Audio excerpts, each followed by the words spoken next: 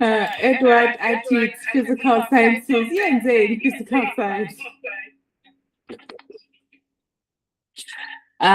Getting funding and also that it takes time to complete valid finances. Kind of feeling too old to study with fresh out of high school students. It's never too late. It's really never too late. I mean, I had a quote that said, you are gonna get to that age. Let's say maybe when you're doing the math, you're gonna finish at 33. You're still gonna get to 33 and without the medical degree. So you might as well get it done. Finances and marks. Yeah. Finances, age. I wish it was possible to study medicine while working, right? If only it was possible to do a health science degree while working. I understand. I feel you. I feel you. Having to start from first year after studying for 3 years already. I totally understand. It's 1 minute past. Thank you guys for your engagement. It's 1 minute past 7. So we are officially going to begin our program. I hope everyone is excited because I am excited. I am excited to hear from the speakers. I'm excited to hear from you guys as the audience. So since I didn't introduce myself. So, good evening, everyone, and welcome to Shadow Scientist Workshop on Getting into Medicine with a BSc degree. My name is Ndimo, and I will be facilitating today's session. Many students believe that medicine is only accessible through direct entry after high school, but there are several alternative pathways. Tonight, we are fortunate to hear from individuals who have successfully navigated these routes and can share practical advice, challenges, and opportunities. Please feel free to post your questions at any point in the chat box throughout the session, and we will address them during the Q&A. So right now, I will hand over to my boss, Dumi, who will introduce the rest of our team. Dumi, over to you. Hi, can you hear me? Yes, we can hear you. Can you see me? I can see you.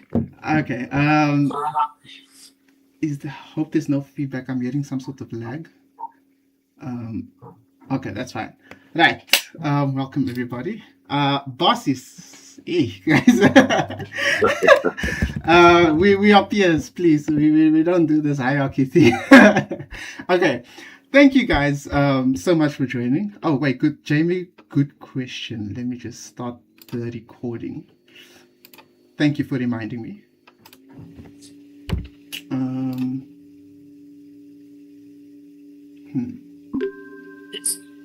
Okay, perfect. Right. Thank you everybody for joining. We do apologize for the time. I know some of you guys want to watch Bafana, but statistically speaking, you have better chances of getting admission into medicine than Bafana winning. So welcome. You made the right choice. So we are Shadow Scientists. Can you see my screen? Right? I'm sharing, right? Yes. Okay, perfect. So I just want to give you guys a little bit of an introduction of Shadow Scientist, what we do and what we have done, as well as how we are moving forward. So with regards to Shadow Scientists, what we are an organization that started at Wits University. The basis of, or the what we've been trying to do since back in 2022 was basically decentralize access to information with regards to academic and career.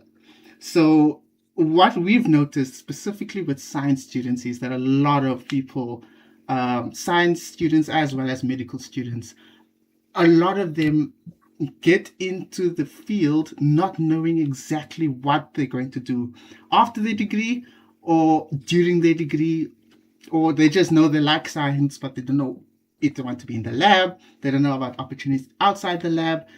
They're basically just very confused. So what we decided as Shadow Scientists is to basically come as a big brother and a big sister and tell you that these are the opportunities that we have, these are opportunities that are available, and this is what you can do for your career.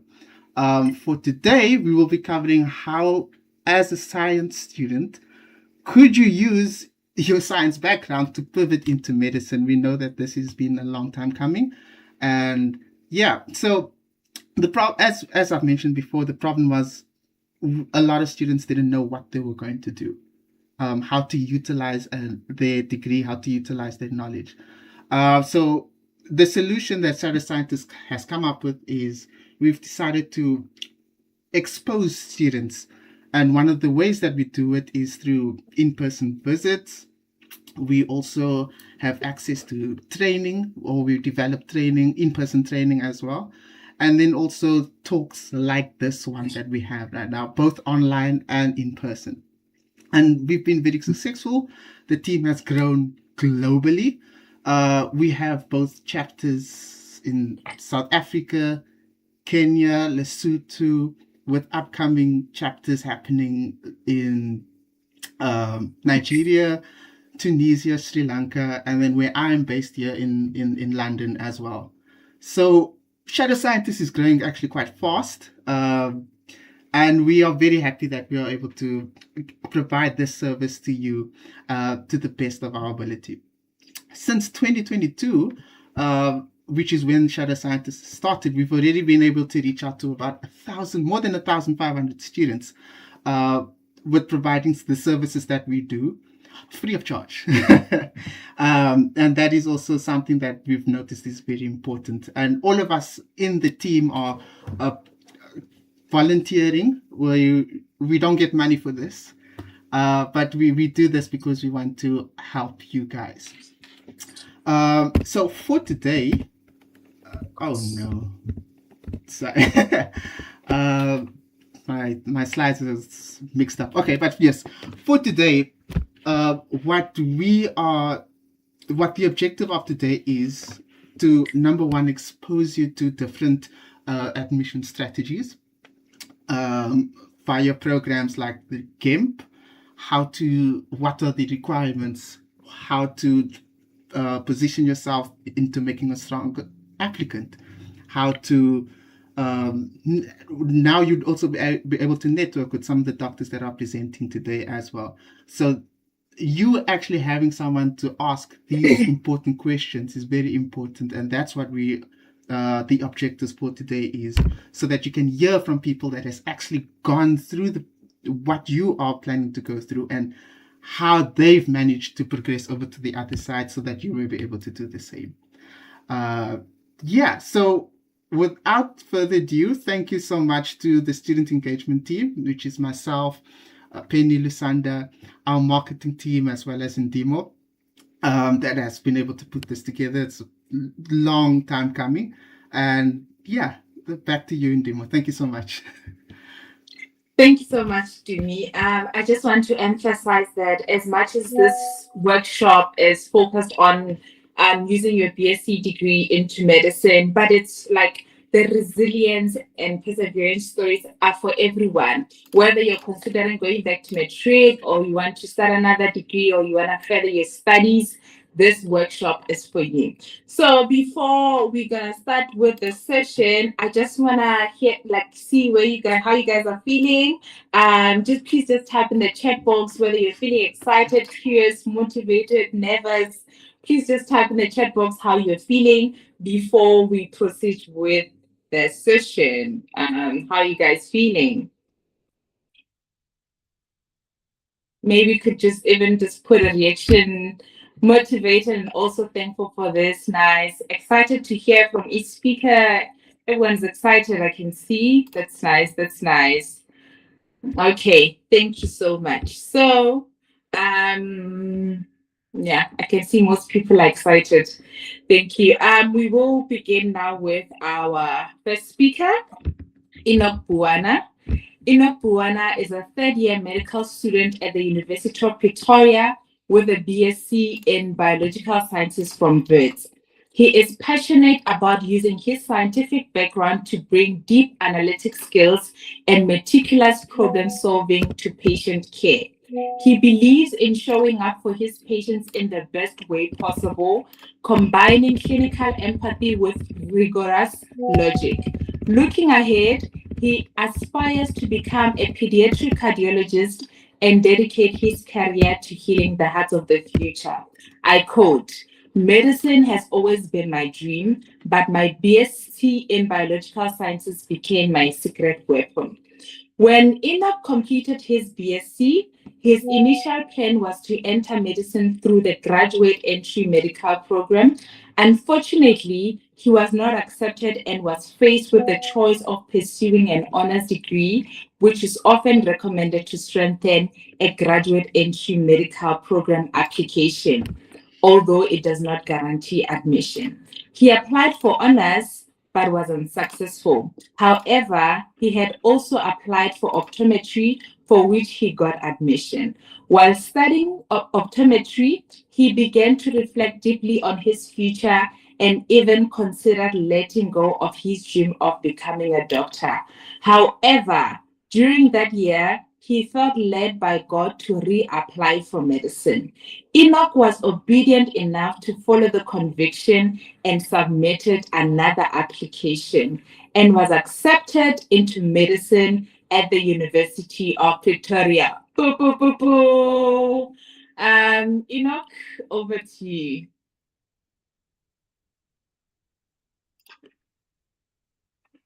Hello, can everyone hear me?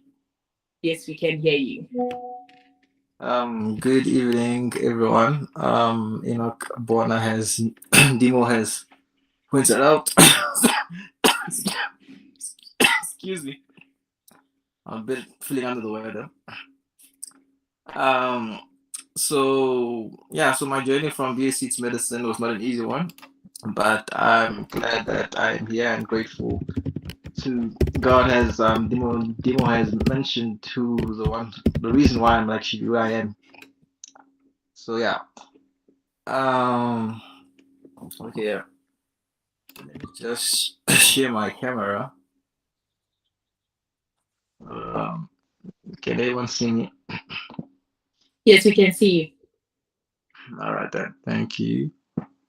So um yeah, so my academic journey has Dimo has mentioned. I started with a Bachelor of Science degree at Vets, and from there on I didn't get into the game program. That was my initial plan, but of course I ended up into a different part in optometry for 1 year.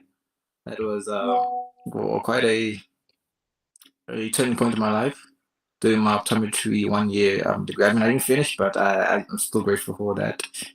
And yeah, that allowed me to now apply for medicine at the UP, which I gained admission. And I mean, the key thing which I would want to just start with is there are a lot of ways that you can get into medicine, and not every experience is tailored for one specific journey. You can really take a lot of different pathways that allow you to be eventually successful in your medicine pursuit. Yeah. So I'm not sure. Must thank you very much, Tim. Um. So I chose medicine. I mean, firstly, I did not have a how can I say maybe I went to a doctor's office or I had someone who I knew was a doctor and then I got inspired by that. And now that was not my case. My case was just from a young age. I had this like this urge for me to do medicine. So I don't see more. I mean, most people say it's a calling, but I would say it's more of a purpose to me to be able to do medicine. And I have a desire, of course, to impact lives in a positive way.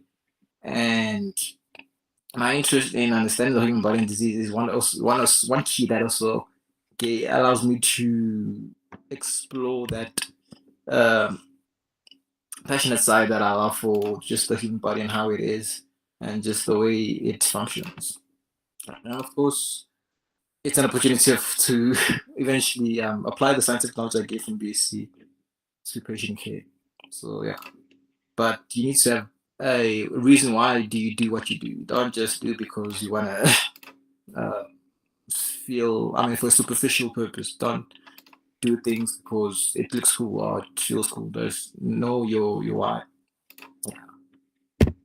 Can move on.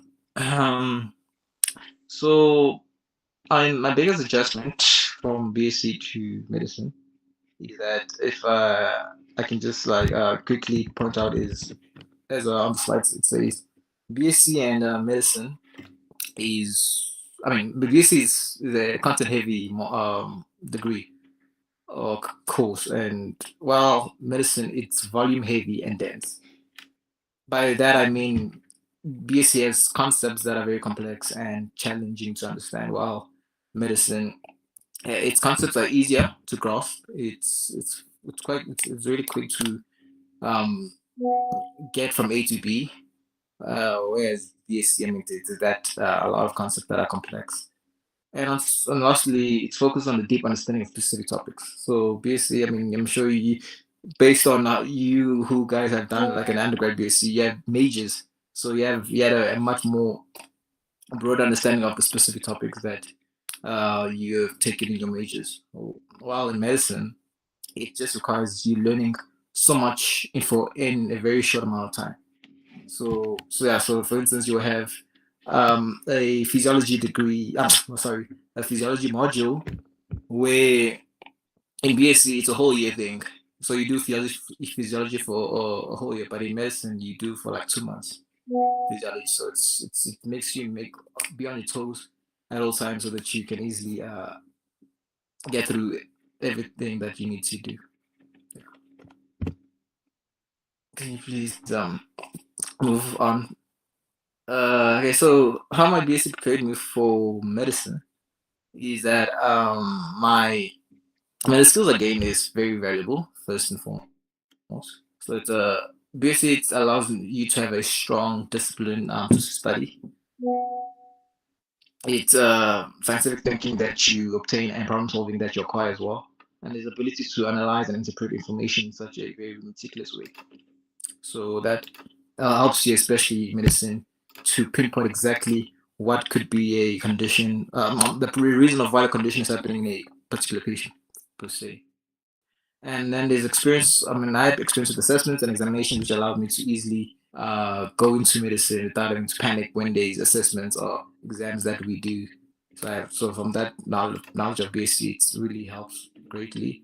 And finally, there's resilience when facing academic challenges. So I was really it basically took a lot from me in terms of I I was faced in a predicament where I need to do the utmost best so that I can able to achieve at least uh, decent marks that I was aiming for. So basically, it really gives you that it challenges you.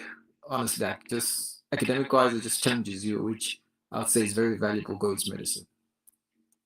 I can continue.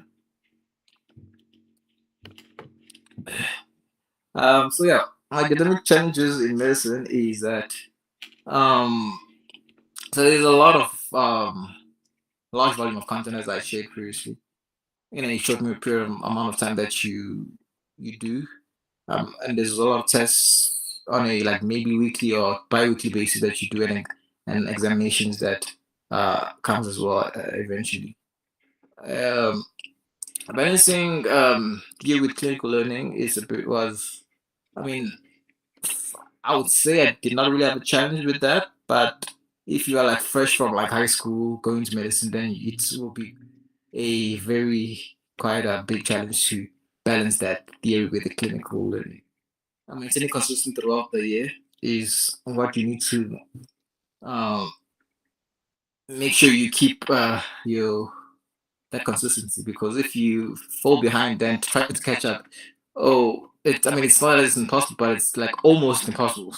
But I mean it's still possible if you go about it in a very uh, intricate way.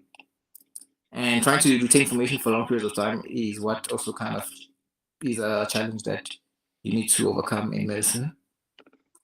And my experience. So those common challenges, I'm just gonna pinpoint. It's just common challenges which I picked from like my fellow colleagues that are doing like medicine for the first time. Not that I was necessarily I got to go through all those challenges, maybe just some. And then my experience is that I was less compared, as I said, to my many peers. Um, Previous university experience, of course, helped me that very greatly and allowed me to understand the importance of planning and consistency, plus having a realistic expectation about the workload. Because you don't underestimate what you do in medicine. As in, okay, I have time, a lot of time to get through everything. Don't underestimate that, please. Yeah, you can move on. A typical week in medicine is that in third year rather, medical school is so this is just me giving a picture. So it's not that it's the same every year, but in like where I am in third year, it's from Monday to Friday. Usually in the mornings we have lectures, so lectures that last for about 8 to 1, and sometimes it can overflow into the afternoons.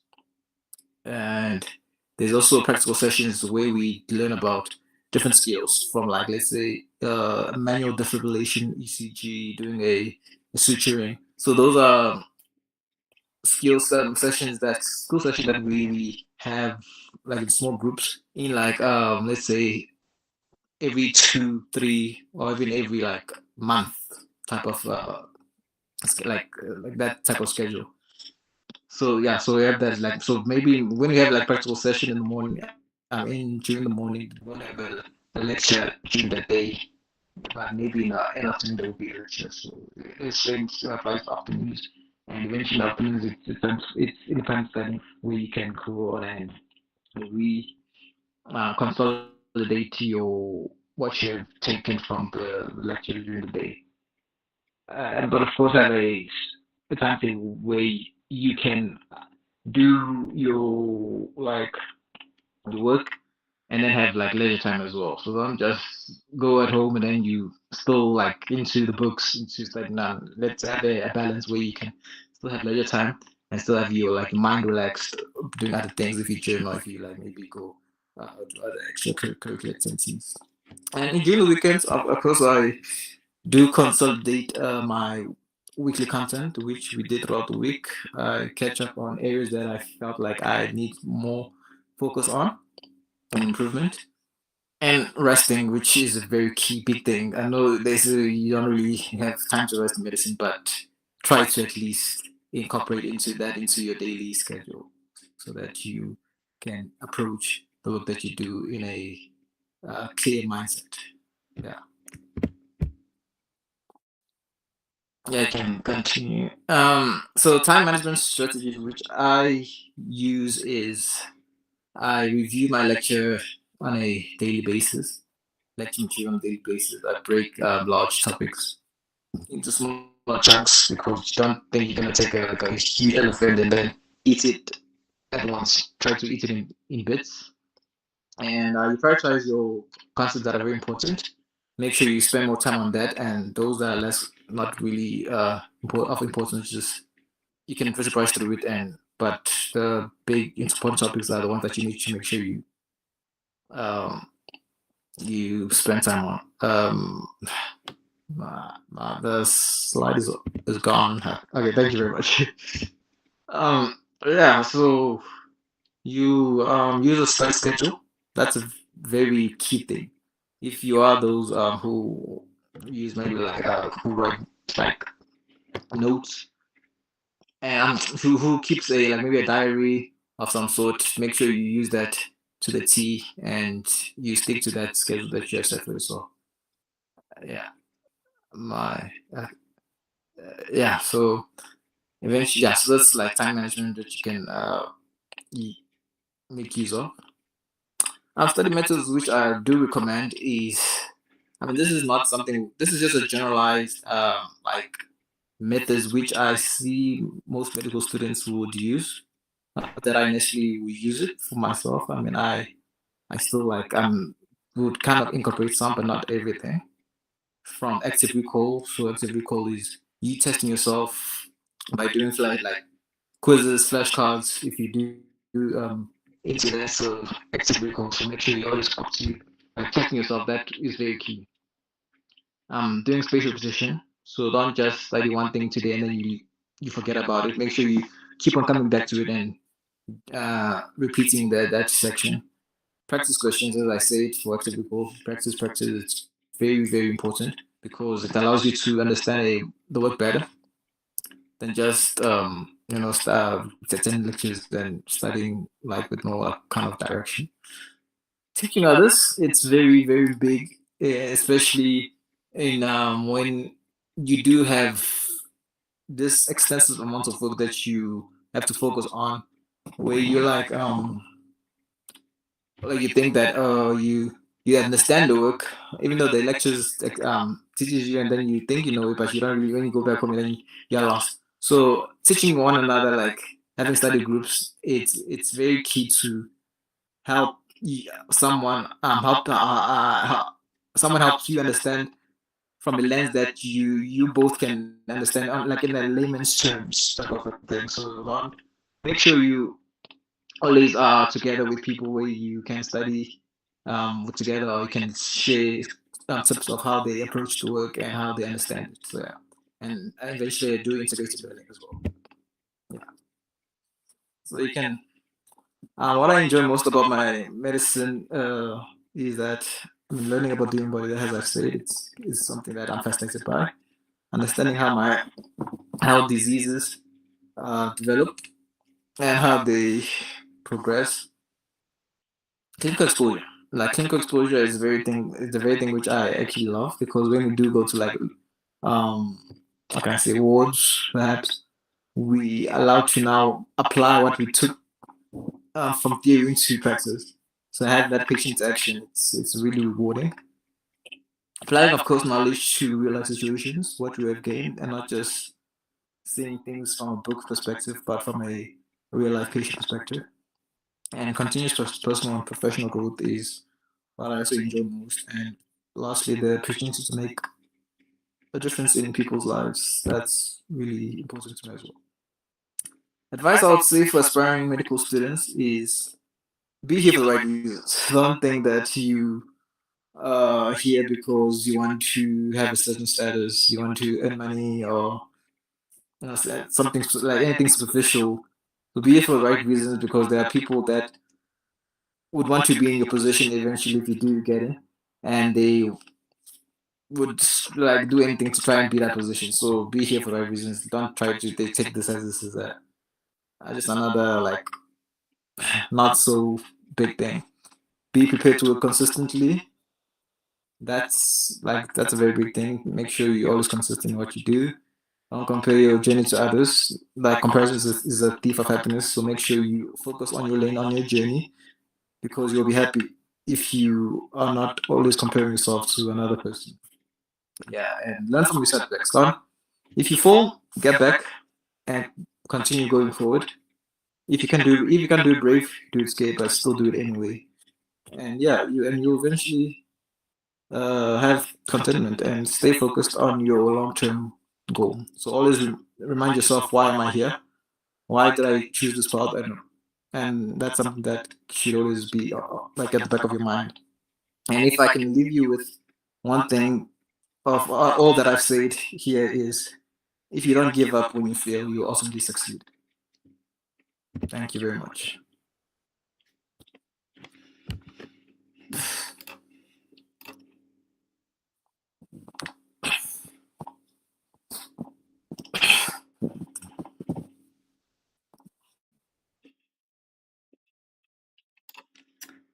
Ndimo, you're on mute. I'm so sorry. All that I was saying was that thank you so much, Enoch, for the wonderful presentation and highlighting that sometimes you have to do it scared. You don't have to wait until you feel like you're ready to do it. Do it scared. The most important thing is doing it. Right now, we will move to our second speaker. Dr. Vonisile is a first-year intern medical doctor. Dr. Bonisile began her university journey in accounting science in 2015 before she transitioned to healthcare. After completing a BSc in medical sciences, she gained admission to the graduate entry medical program and qualified as a medical doctor. She is passionate about sharing her non-traditional path into medicine, which reflects the importance of resilience, perseverance, and courage in achieving long-term goals. Dr. Bonisile, over to you. Hello, everyone. Am I audible? Yes, you're audible. I don't think I can access my camera. Let me try.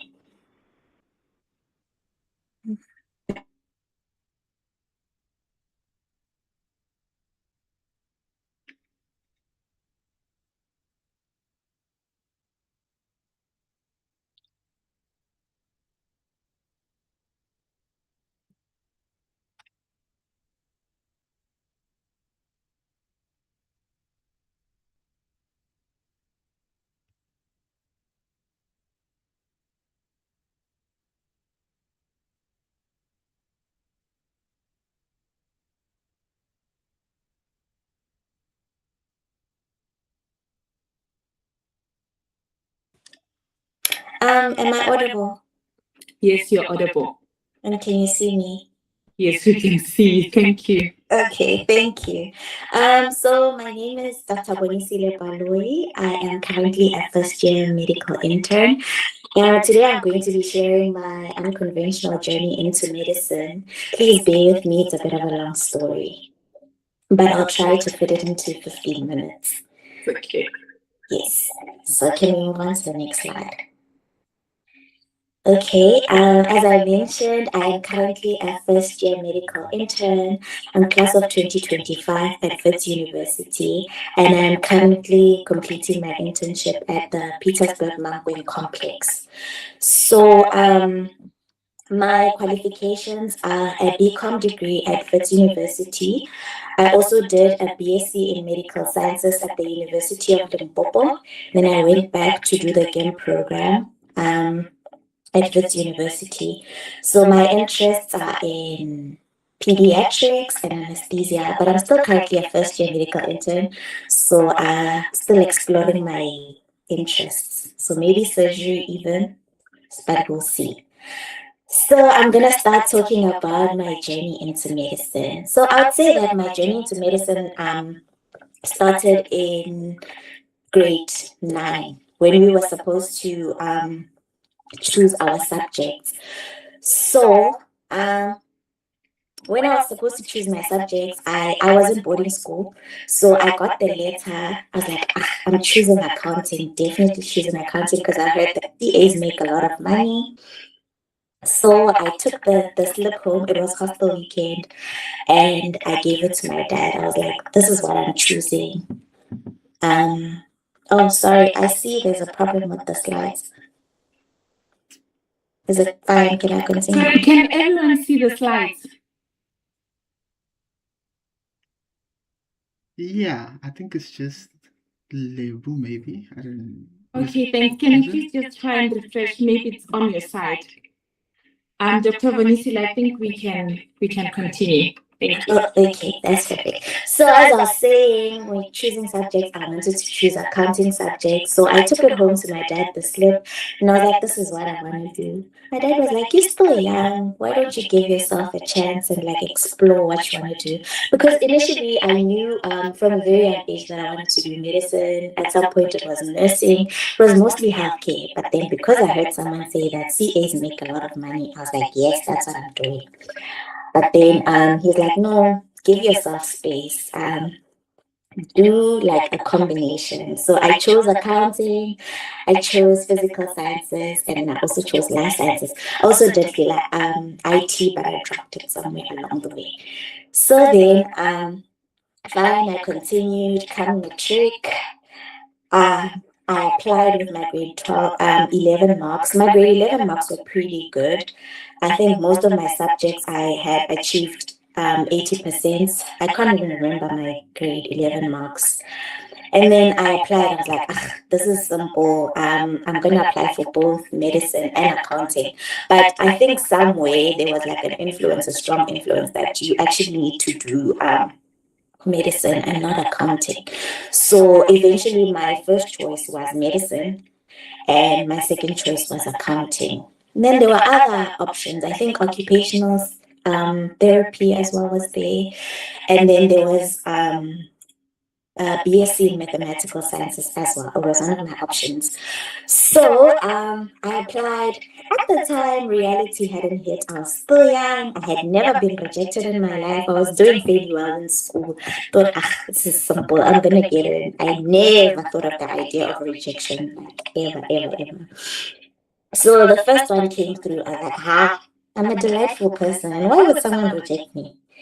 Then they came, they started coming, the rejections, it started being real. But somehow I was still hopeful. I was still hopeful that I was going to get into medicine. Even when I had eventually accepted that I don't want to take a gap year, so I'm going to do something. I had eventually accepted my offer to study BXI at Wits. I was still trying to get into medicine at other universities because when I was applying, I was like, this one I'm not applying to. I want these fancy universities. So I didn't apply to every university, which was my first biggest mistake. So, I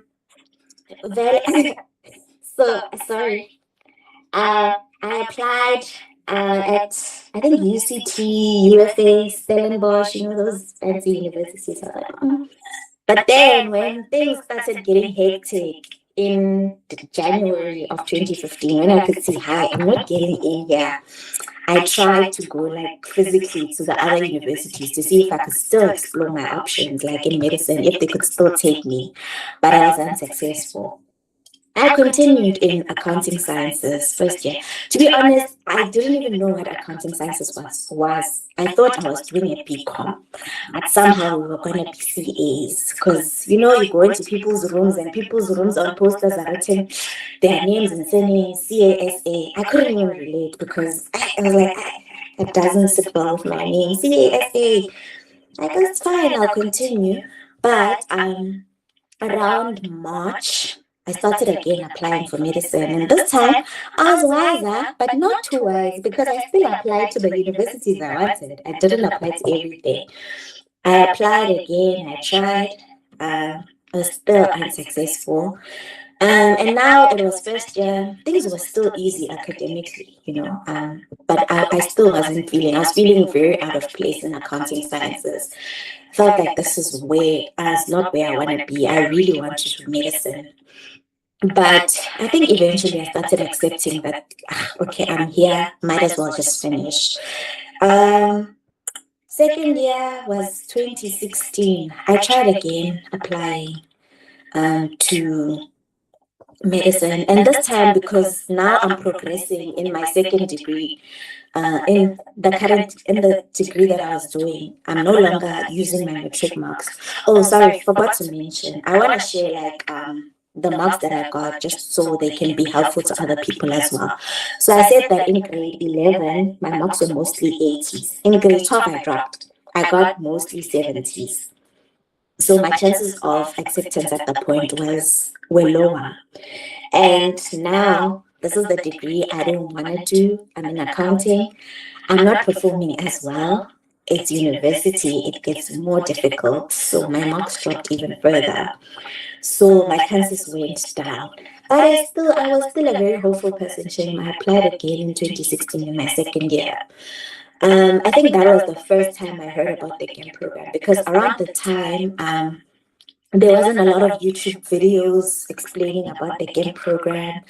I think I heard about it from a cousin of mine who was studying biological sciences at Wits, BSc Biological Sciences. She told me about it. I was like, I don't think that program is for me. If they rejected me from matric, now my marks are lower. I don't think they'd actually take me. So I continued. So in my third year, I think that's when things started to change because that year academically for me, I can say to this day was the hardest year I've ever experienced. It was very difficult. Accounting got real. I remember mid-year, I had 4 modules in total. Mid-year, I hadn't gotten a 40% for any of my 4 modules. So I basically got 30% for all 4. I thought I was going to fail. Like, I was convinced I was going to fail. They even called us into a meeting to talk about our performance. They was like, they were like, you guys are not going to make it. If you do make it, basically they were trying to convince us not to drop out at that point. Yeah, it was very difficult. And now I'm really, really starting to feel out of place. Like, this is not where I am supposed to be, because I'm trying to engage with the content, but it's not engaging with me. There was one time we won like a group project, and we got to go to KPMG to meet with like a bunch of people, like the executives at KPMG, because we had won the project. And then they said, you guys need to network with these people because they are your future employers. That's when I knew that no, this is not going to be the rest of my life.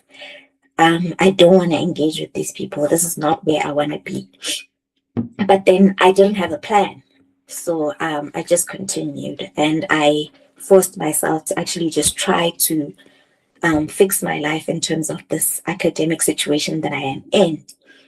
And then now, because I'm in 3rd year, you need to start applying for articles, which is like the internship aspect of accounting sciences.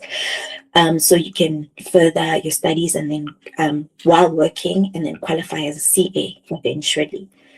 I had interviewed with PwC in my 1st year, so I didn't need to interview again. I got the job. I just emailed them. I got the job offer. They sent it to me. Everything. This is what we're gonna pay you. You got it. Fine. I looked at it. I had a few days to look at the contract, sign it, and send it back to them. So when I sat and I was like, yeah, this is it for me. I am done. I remember that day calling my dad and said, this is what I have. This is the contract. I sent it to him. But I don't want to sign this. I don't want to convict myself. I don't want to say this is what I'm doing, because I know in my heart, deep down, I want to do medicine. I can't not be helping people. That's not who I am. So yeah, luckily for me, I'd say thank God for my parents, because they supported me from that day all the way up until I finished my degree in medicine. So that's when I started applying. I think it was around September, August at the time. I tried again applying that year for the first time in August. And mind you, it's like late in the year. I applied to the very few medical schools that were still open at the time. I applied to UCT, UL, and Walter Sisulu University. I think with the others, they were already closed. With UCT, I wanted it so bad. Like, I wanted to try my luck again so bad with the applications that I even went back and I wrote the NBT again. I still wasn't successful. UCT rejected me. I was expecting it. And I tried again, like with Walter Sisulu, waited for a response. Nothing came through. Nothing came through from UL. I'm from Limpopo. So I was like, I'm going to go there myself and going to see what's happening with my application. In January, I went there. It was a very long queue. People trying to get into medicine. Yeah, I knew just by looking at the queue that, yeah, things are not going to work out for me here, because I'm here. Oh, by the way, I forgot to say about the accounting degree, how my story ended with that. Despite all those 30% that I got, guys, I decided, you know what, this is me. I'm exiting. I'm going into medicine. So I put in my all. I put in everything that I had in me. I'm telling you that if you tried to reach me at that time and you say you found me on my phone, you are lying, because I was so locked in. I studied my mind off, and I actually made it. I passed and I managed to graduate accounting sciences. Well, not really, because out of the 4 modules I had, I managed to pass 3 of them. Auditing, because I managed to pass 2. If you pass 2, you are allowed to transition into BCom and graduate as a BCom graduate from Brits. So that's what I did, because auditing, I was like at 47. So I was like, you know what? This is me. I'm exiting. I got my degree. I'm leaving Brits and I'm leaving accounting. So now I had results to go and like say, okay, this is my degree. Can I be accepted into medicine? I think, yeah, like they were like, we are full, we can't even take you. Yeah, so it was very disappointing. I felt down, but in a way I had expected it. My results in accounting sciences weren't ideal for getting into medicine. So the plan was now to do 1 year of something in order to get to medicine. So now it was like literally next door to each other. As I was walking with my face all long. This lady, I'll never forget her. She was a 4th-year student in medical sciences at UL. Her name was Portia. She asked me why I was sad. She didn't even know me. I was like, I tried to apply for medicine. I told her my whole story. She's like, oh, you can try and come to our degree, and then after 1 year transition. She literally did the whole application process for me. Like, oh, now I'm like a registered student at UL for medical sciences. And I was actually quite grateful for that, because I didn't have a plan that year. I didn't know what I was going to do if they said no for medicine. And I didn't want to find myself sitting at home, because it felt like if I sit at home with these results, I'm not actually doing anything to move forward. At least if I am pushing a certain degree, I can use those results to get into medicine. So she actually helped me, and I got into medicine. Even when I was in BSc, first year, I still tried to apply. At the end of the year, I still got rejections. And this time, I could literally bring my application like in person and say, these are my results. And they were like, oh, nope, we are full. We can't help you. I tried again in my second year. And I think for me, in my second year in 2019, I think I applied at UL and at UP. And I applied everywhere, because this time now I was aware that you have to apply everywhere, because you can't be selective. So I applied at UP. I don't know, but there was just like a strong sense of they are gonna take you this year. I don't know, like out of all the rejections I've received over the years, I think that one hit me the most. I don't even know. I can't even explain it. For me, right then and there, I thought, yeah, no, I'm giving up. I can't do this anymore. Because the following year in 2020, I didn't even apply. But then this is because it was the COVID pandemic. I didn't try to apply for anything. But also it was my 3rd year in medical sciences. And this is when I knew that I have to push to get into the GEM program. This is where it starts for me. Because for the GEM program, you actually need the results from your 3rd year and your 4th year, or basically the last 2 years of your degree. You need those 2. So for me, in that year, I knew that I had to push. Like, this is it for me. I didn't want to put that much pressure on myself, but I also felt like, what is life gonna look like if I don't actually get in? Because I felt like I didn't have any other plan, to be honest. That was my view. So it wasn't this year where I started being friends with a friend of mine. We're still very good friends today. Her name is Larato, special mention. We met in that year. We both had the same goal, which was to get into the GEM program. We worked together from then forth. We were like accountable. We held each other accountable. We studied together.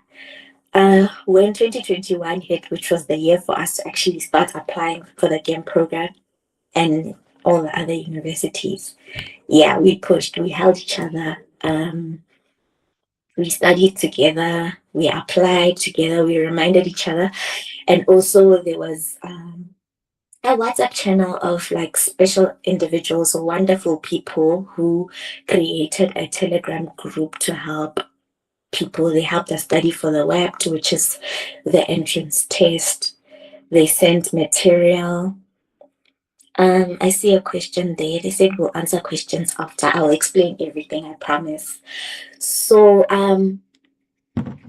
we actually first and third year, I didn't even apply anywhere in third year, like I said. Then fourth year started, applied everywhere. Even started studying for the WEPT even before we got an invite to write the test. So first, this is like 7 years of trying, 7 years of rejection. My first acceptance letter came from UP. It's a day I'll never forget. I was home alone. I think my neighbors thought, oh, there's a person who's dying next door. There is someone who's dying next door, because the scream I screamed that day, guys, it was amazing. That was like, I will never forget that day. It was the best day of my life, actually. And I just called everyone that I knew, and I was happy. But then there was still a battle that I wanted to fight, because now I'm at an age where I don't see myself starting from first year, but I'm willing, because this is what I want. I was like, if I can still fight to get into a GEM program, I will. But starting from first year at UP, this is amazing already. I love it. So I still studied. I studied very, very hard. And my results for BSc came out, and I submitted them and got acceptance into the GEMP program at the end of the year. And that wasn't the end of my troubles, unfortunately. There were still like challenges that I faced along the way. So can we move on? Next slide. Yes, I think I already spoke about the rejection. So I tried every year, almost every year, applying to every university. And I also spoke about my biggest rejection. And then setbacks along the way. Your financial constraints was the biggest one. So in as much as I was funded for my BSc degree, I wasn't funded for my accounting sciences degree. My parents had to take out a loan.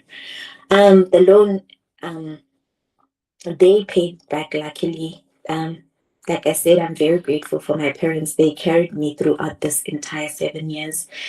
And then for medicine as well, in as much as I got acceptance, I struggled to get funding throughout the entire degree. I never actually even got funding. I applied everywhere and every year, but I didn't win.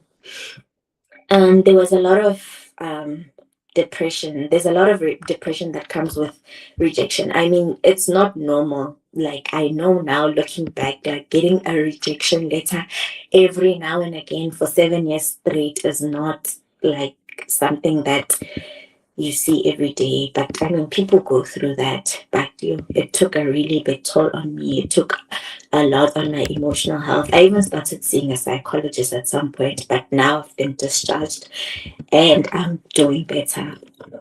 And then there was also like personal things that you go through. I mean, you go through heartbreaks during that period, like 7 years. It just sets you back. And as much as you're like, you know what, it's not going to break me, I'm going to still push and study. You find that, you know what, because of that heartbreak that I was going through, I could have done better, and maybe I could have gotten into medicine at that time. But you know what, now it was part of the journey. And feelings of isolation. The first time, because I started at Wits after matric, I made friends when I went to Wits. Like, we're all first year, we're all new, all freshers, and we make friends, we get to know each other. And then now I'm transitioning from Wits to UL, and now I meet a whole bunch of new people. They are fresh from matric. I find that I don't really relate to them. They're still young. I found myself in a very isolated place at the time. I didn't have friends for like 2 years straight. I was like a straight loner. But with the game program, we got to meet like people, and also special mention to my friend Marcelo. Made friends with him. He's the next speaker. We made friends at the game program. And then the last challenge that I faced, again, I explained it, was when I couldn't really pass well for my to actually graduate as a Bachelor of Accounting Sciences program, but instead had to transition to BCom. But all of these rejections, they really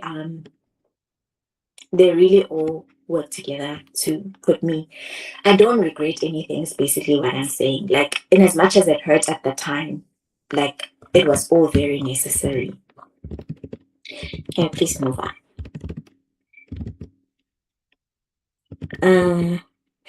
Okay. So talking about what a typical week in med school looks like. So again, I wish like my questions are structured. I wish like the game program was like first, where I could explain what it is first, but then I will explain that a bit later. So again, the game program, I'll try to like summarize. It's like where you start in. Oh, sorry. Okay, yes, I'll be cautious. In preclinical years, which is game 1 and game 2, you basically do a lot of self-study. It's mostly lectures, and you do have like a few nursing visits where you get to go to the clinics and hospitals and interact with nurses. And you also have like community engagement programs where you get to engage with the community. But you start going to hospital in 3rd year, and then in 4th year you also get to go to hospital, and you start doing the 3 major subjects, which is general surgery, pediatrics, as well as internal medicine at the hospital. But basically, first game 1 and game 2, you do mostly self-study, like you study on your own. And then in your clinical years, that's when you start going to hospital, when you start seeing patients, and then you also get to go to theater, you get bedside teachings. So it's basically hospital every single day, and then you also still write tests. Can we move on? Okay, so my matric was basically like 10 years ago or more. So I don't really remember the requirements properly, or things might have changed by now. But what I know, what I can tell you from like this whole thing, how to apply straight from matric, is that please, please, please don't be like me. Apply at every university, every single university, submit your results. Submit. And if you still can, if you're still in matric, if you're still in grade 10, please be involved in extracurricular activities. And if there's leadership roles, please take those up. They can really boost your acceptance into medicine. Okay, move on. Okay, so now about the GAMP program. So basically, the GAMP program is a program at Wits University that allows graduates from any degree. So basically, from music to BSc to Bachelor of Arts, anything, as long as it's a degree from a university. They don't allow diplomas and certificates. So you have to complete the degree, and then they need 2 years, like the last 2 years of your degree, the results from that. And then if you have honors degree, they add 1 mark. And then if you have a master's 2, and then PhD 3 marks. Then those 2 last years of your degree, they add that, and then they average it, and then they add either 1, 2, or 3, depending on whether you have a master's, honors, or PhD. And then they put you into the program. So basically, the requirements are you need 50% in university biology. I think, okay, let me try to tell you again the requirements. I don't really know. So you need 1st year biology, you need first year chemistry, and you need first year physics. If you don't have those from like your degree that you're currently doing, there's a short courses adverts that you can use to actually complete those. And then you also need mathematics as well, either from high school or from first year university. And also you need English, also either from first year university or from matric. And the marks, I think, are written there. I can like literally share the link to the GAMP program that lists all the requirements. But the important part you need to know is that any degree from any university, you can stand a chance to get into the GAMP program. Can we move on?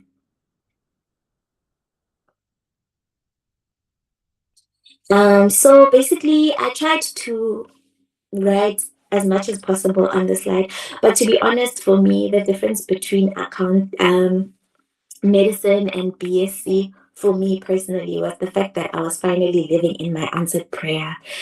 That was the biggest thing for me. Like in terms of other things, waking up was easy to go to medicine because in BSc I was still fighting to get in. But I think the previous speaker really addressed the difference between the two, so I won't spend too much time on that. Can we move on?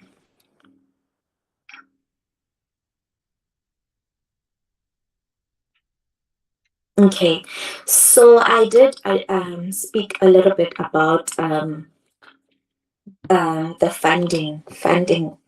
For me, I never got any funding for my BSc degree. My parents were basically my biggest support structure. They paid for everything, and I'm really grateful for them.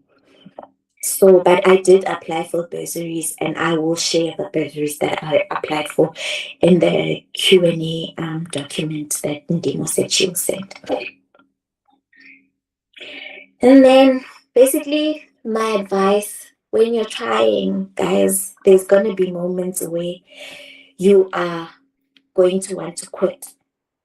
There are so many moments because, I mean, there's going to be people asking you, hey, you graduated, what are you still doing in school? There's going to be people who are going to ask you questions.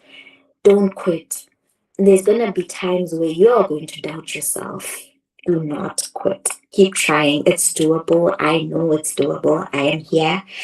I am finally living in my answered prayer. Do not give up on your dream. And it's valid. You might not believe it at times, but please don't give up. We need you guys in the healthcare system. Like there's a shortage of doctors. Please do apply. Thank you so much for listening. Do not be afraid to reach out to me. There's my email address. Thank you. Thank you so much, Dr. Bonisile, for such a beautiful presentation. You know what excites me about tonight's speakers is that their stories are proof that your current situation does not determine your final destination. Whether you're in your first year, you're doing your postgrad, you're still completing your BSc, or you're considering your next step, there's something valuable for everyone in this session. And I encourage you to continue engaging. So now we will move to our next speaker, Dr. Masilu Manyelo. Dr. Masilu Manyelo, medical doctor, doctor of philosophy, PhD, double doctor, is a medical intern at Mankweng Hospital and a clinician scientist with a BSc in medical sciences from the University of Limpopo, medical degree from Wits, master's from Stellenbosch, and PhD from Stellenbosch. Wow. His doctoral research focused on biomarkers of TB, addressing gaps in early diagnosis of TB. He has authored 8 peer-reviewed publications. Ooh.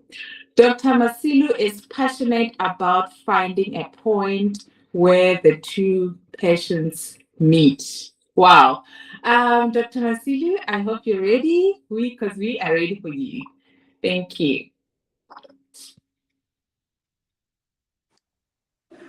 Good evening to everyone, and thank you, Ndimo, for the introduction. I'm a bit camera shy, but I'll open the camera for a few seconds there.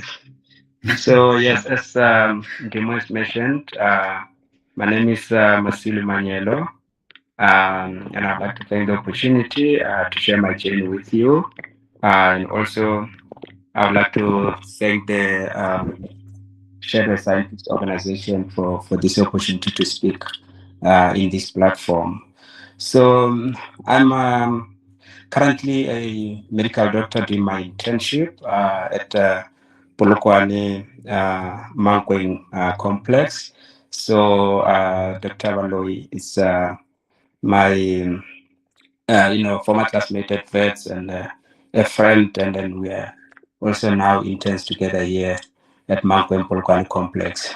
So I'm also actively involved in research, and my academic journey has taken me through BSc in Medical Sciences at the University of Limpopo. And then I later went on to do an MSc and a PhD at Stellenbosch, and eventually I did the medical program at VETS through the graduate entry medical program. So looking back at my path, so it was not a straight line, similar to the two speakers who spoke before me. It was not a straight line, but it taught me valuable, lessons about perseverance as well as growth. Also, finding your purpose and following that. So today I want to talk about transitioning from a BSc to medicine, and how I eventually found a point where the passion for science and my passion for patient care could meet. So many students we often view a BSc and medicine as completely different career paths, and similar with me, I initially viewed the two paths as two separate careers. However, I've come to a realization that medicine is not a complete departure from science. However, it's an extension of it. So because the knowledge, as well the critical thinking and the research skills that you gain through your BSc or your science degrees, they then become a strong foundation for your medical studies, and they somehow continue to benefit me in the clinical practice even today.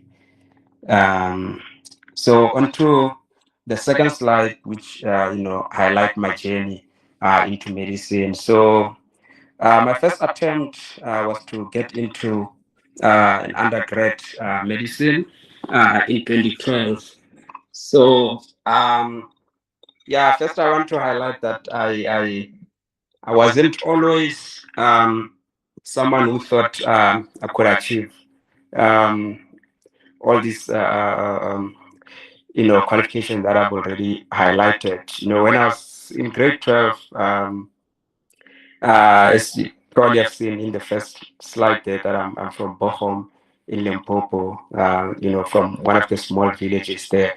So at the time when I was in grade 12, I actually didn't think it could be possible to get into university, not really about the academic performance, but more about the financial support and not being aware of the different fundings that are available for one to make it into university. But then at the time, I told one of my teachers that I think I want to be a doctor if I had an opportunity to go to university, and she actually believed that I could one day achieve that goal. So I completed a form for Medwinsa, which is now Sfako Makgato.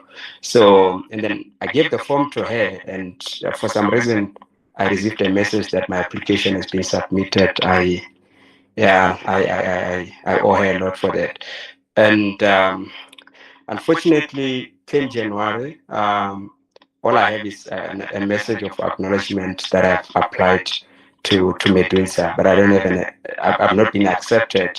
And I contacted them, and I was told that,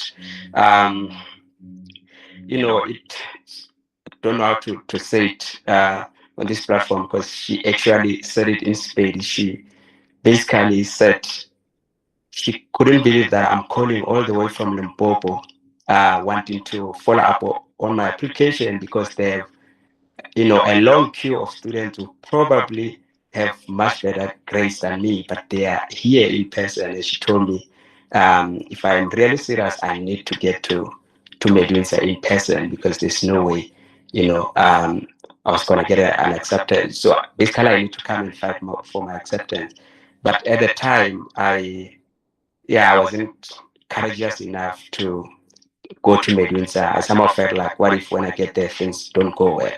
So I looked for alternatives. So I went to the University of Limpopo, and they checked through my application. They said I do have a student number with the university, which somehow could allow me to look for space in other degrees. And I went, door to door, putting my name on the list, including BSc Physical Mineral, dietitian, pharmacy, as well as medical sciences.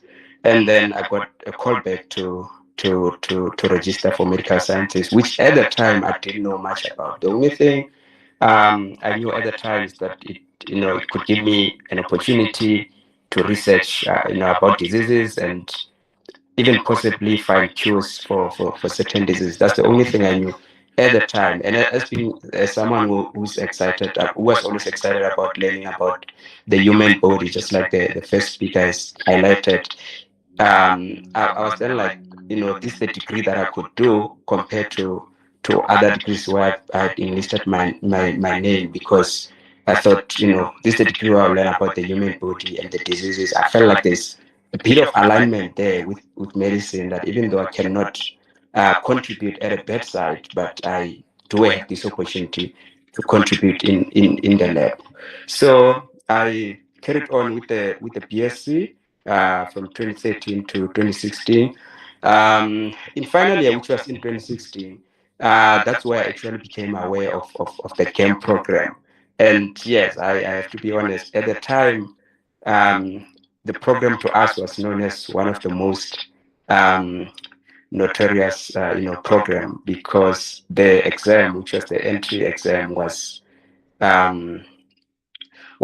said to be very difficult, because there were some people, who went before us and went to write the exam, and they didn't do well mostly. So there was a bit of fear that year for me to go and attempt like the WAPT exam. And some of my friends, 4 of my friends actually went that year to write the exam, and they did well, and they actually, all of them got into the program. And I would say, for me personally, at the time, I feel like they sort of redefined, the whole thing, because we then looked at it like, this is possible. These guys were here with us. We saw these guys going through the hardships of studying for both the final year studies, but at the same time studying for this program. And they went on to actually pass, and they also managed to balance their final year marks to allow them to enter into the program. So it then said to us, there's hope into still getting into the GAME program.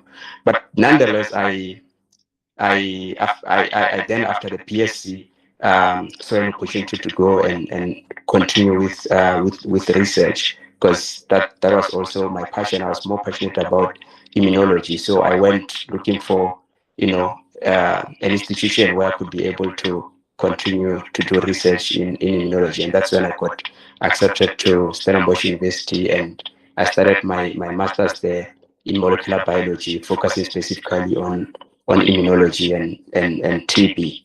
And then towards the end of my master's, just after submitting my thesis, I reapplied, first application actually for the camp. And unfortunately that year I didn't go and write the exam itself. I applied and got the invitation to write the exam, but I felt like I had not studied enough to take the exam. And I didn't write the exam that year. And the following year, which is now 2019, I went on to study for my PhD. And towards the end of my PhD, which is now in 2021, that's when I took a chance again and said, let me apply for the GAMP program. So now the question would be like, why at this point, was it not too late? And I have to be honest, it definitely felt like it was late. But at this level for me, getting into med school was not only a once childhood dream, but I also found other inspirations. I found inspiration in some of my idols, who at the time they were continuing to practice medicine, while at the same time they are involved in research, and they actually themselves had done PhD. And at that point, right at that point, it made me realize I do have an opportunity to do both. I learned that at that point that the two passions are not very separate. Doctors have to be researchers at the same time. You meet a lot of doctors involved in both clinical practice, and they are involved in the academic settings where they are teaching students, but at the same time they're also involved in research. And I saw at that point that this is an opportunity for me to study medicine and still be able to do research. And I actually searched online to find if there's a name for it, and I found that there is a name for it. It's actually called a clinician scientist, and it's something that at the current moment, a lot of doctors are actually trying to go towards that direction. There's actually even a society now that is called the South African Society of Clinician, scientists, to try and encourage more doctors to do research. Next slide.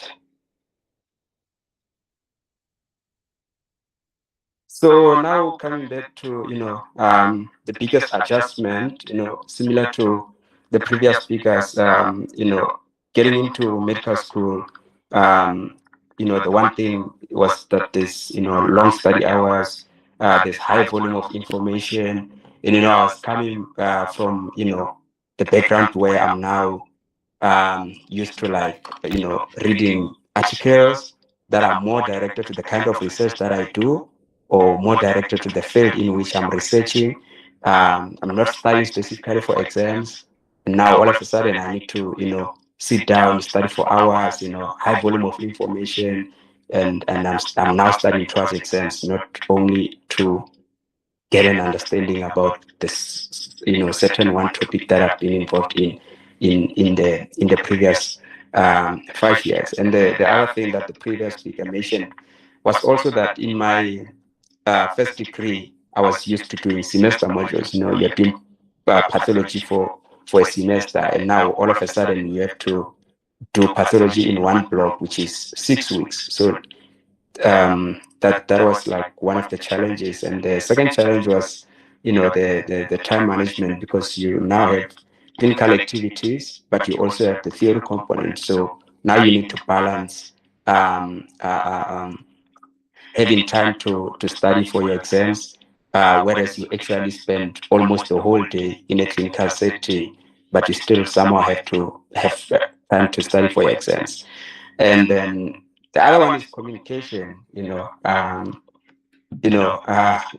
Some of us are used to, staying behind the laptops, being in the lab, staying behind the microscope. Once in a while you get to have an academic presentation where you stand in front of people.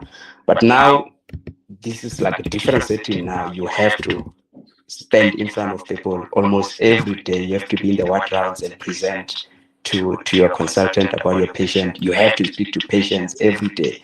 So that was one of my challenge to try and get used to communicate with patients every day, get used to, speaking in front of my seniors every day. And then the other one was just the emotional resilience of being involved in hospital environments. And as much as I've always been passionate about, helping others, patient care, and all that, but I had not actually been in that setting, and I didn't know how emotional I react when I'm in that setting. When there's a patient who's receiving a certain diagnosis, and it somehow just have that emotional weight on yourself, and now at the same time you need to give them support. You need to be able to sympathize with them, and you somehow have to develop that emotional resilience to still be able to be there for your patients, even though for some reason, even though somehow you are also emotionally affected. And then the balancing of the school social life was also one of the challenges. Having to be in a situation where I have to be in clinical setting the whole day. At night, I have to study for exams. Some weekends, I have to be on call. So I felt like it was a bit difficult as well to find a balancing on that. The next slide. So the typical week in medical school, so I try to just direct it more towards the clinical years, which for us, in the CAMP program, the clinical years are between the 5th and 6th year. So before that, it's more of attending classes, attending clinical skills where they teach you how to suture, how to take blood, how to put drips, how to communicate with patients, and how to take a history from a patient, and things like that. But now, in the last 2 years, which are more clinical years, a typical day would be arriving at a hospital, and then seeing your patients in the morning, and taking history from them, or finding out how they are doing, examining them, and then having to be in a ward round where you'll be asked to present one of those patients, present how the patient, the reasons why the patient came to the hospital, what did you find on examination, what are your differentials, how do you investigate this patient, what has been done for this patient so far, which then becomes sort of a teaching moment right there and then on a bedside, and then would then be to do ward work. So ward work basically means after the ward round, there'll be a list of things that need to be done. This patient needs bloods, this patient needs a drip, this patient needs to be taken for a scan, this patient needs this and that, which are more of responsibilities of the interns or the medical officers. But then now, as a student, as part of learning, you would then work together with them. They'll give you some responsibilities, which would be like maybe to take bloods for them, or to put drips. And then in the afternoon, would then have like tutorials on specific topics. Maybe one of the students saw a patient with a certain condition, they present that patient, and then will then get a teaching based on the diagnosis of that patient, which can either be at a bedside, or it can be at a lecture room, depending on the setting. Then in the evening would then be studying the theory. When you come back from the clinical space, now you have to sit down and study theory. Sometimes you can come back at like 4 p.m. Then you need to get home. You need to sort of find time or create time to then sit down and study theory, because how it was set up was that for every rotation you're doing, there's a clinical component and a theory component, and they need to be passed independently. What is this for you? I'm getting a notification that I don't know here. I hope. Can you still hear me? Yes, we can still hear you. Okay. Yes. So you then get you get to have to pass both a clinical component and theory component independently. So you still have to find a way to balance the two. You can't, find yourself doing well on the other and not being able to balance the other. So that's how the day would be set up for me. Would be coming back in the evening and finding time to study. The next slide.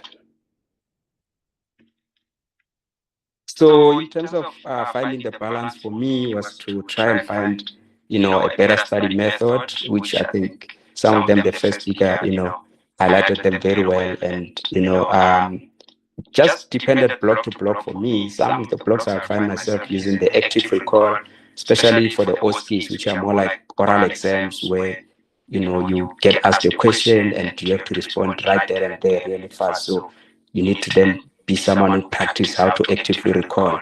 Sometimes I stand in front of the mirror and actually try to recall things in front of the mirror and see if the way I'm saying the things, am I actually saying them with a confident, do I sound confident enough? Am I looking confident enough? Because the other thing in med school that is actually emphasized a lot is that you have to be confident. You could be right, but not confident. And you can be asked, are you sure?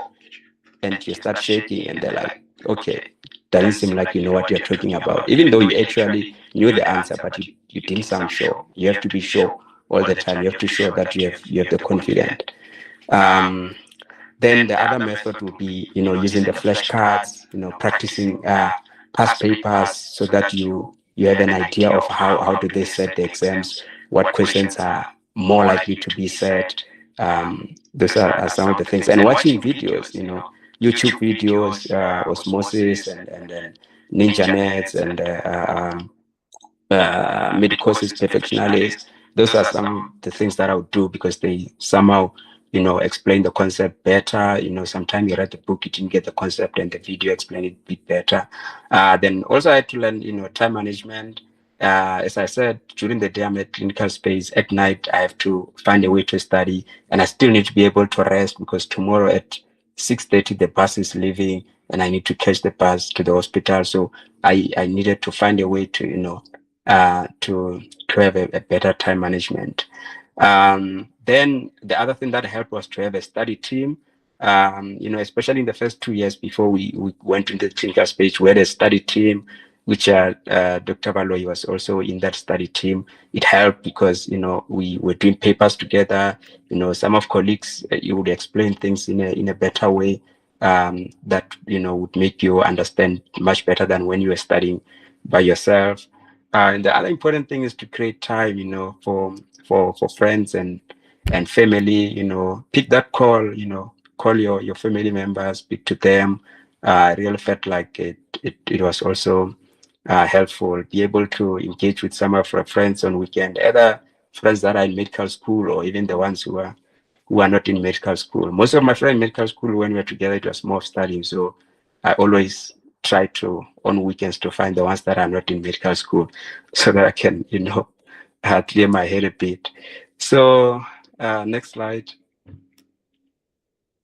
So in terms of what I wish I knew before going into med school, not only med school, but also now as an intern, was, the high workload, the long working hours. I've always heard that, you'll be doing calls at night and that, but, didn't know more about, I didn't experience them at first hand. So, and then when I got there and I realized that I actually have to be on call for the whole night sometime.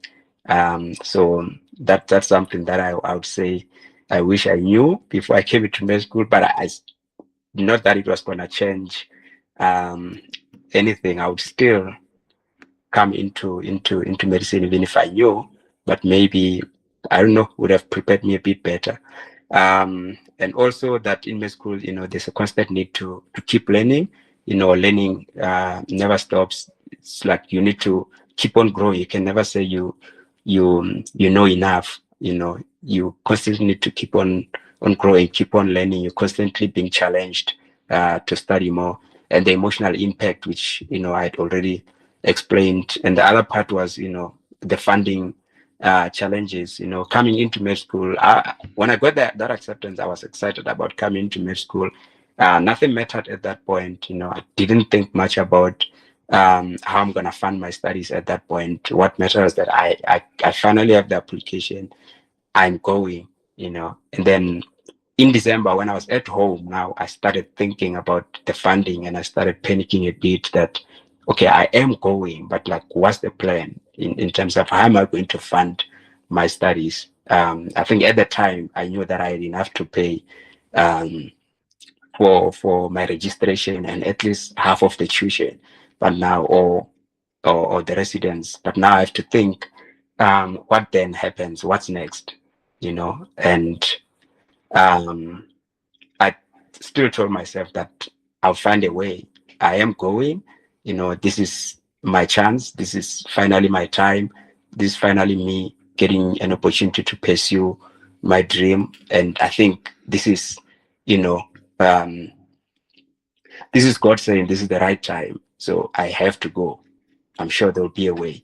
And yeah, I still went, and I actually took a student loan. That was like it's a Standard Bank student loan, but at the time it was called the medical. I forgot the full name, but it was more like a Standard Bank student loan that is more specific for medical students, in a way that they allow you to use the loan without having to pay it per month until you've actually graduated. So I took a loan for my first and my second year while I was busy applying for bursaries, and I eventually got a bursary when I was doing my third year. I call it my third year because I did like a 4-year, but it was actually my 5th year. So I got bursary for the last 2 years of the degree. That's like in terms of funding opportunities for me. I put MQA up there because that's the bursary that ended up paying for the last 2 years of my funding. Of my studies. I'm very thankful to them. Then I put PPS there because I knew some of my colleagues who were using PPS at the time. But I also put that link there that most of you are aware of. The reason I put it there is because it has a list of bursaries, and some of my colleagues were using bursaries that they found through this link.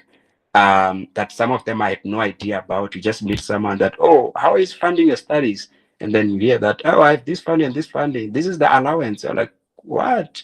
Okay, that's great that that's a really good funding. So yeah, that last link just have a list of the fundings that you can check out.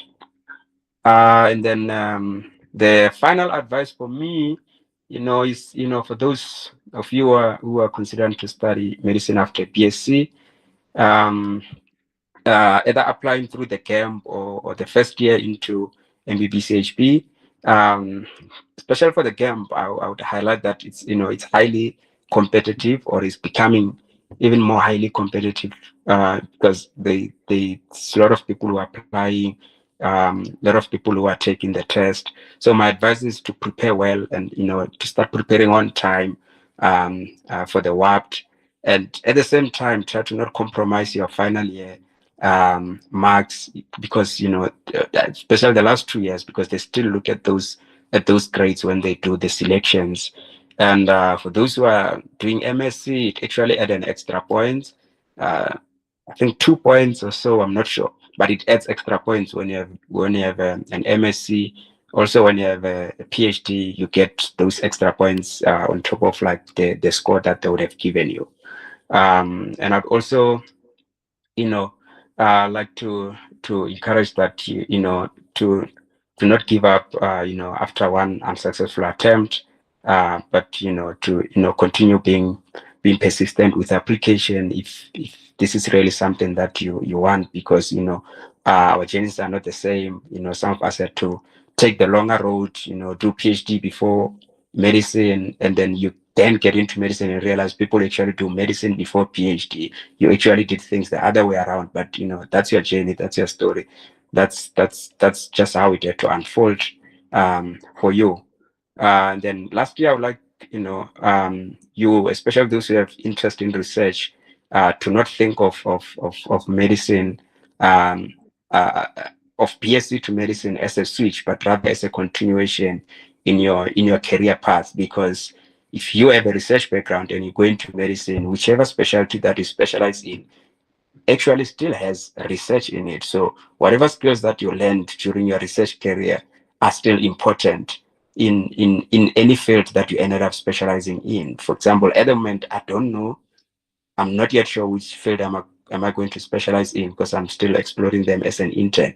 But the one thing I know is that I'll be a clinician scientist. What that means is, whether I end up in surgery, I'm going to do research in surgery. If I ended up in internal medicine, I'm going to do research in internal medicine.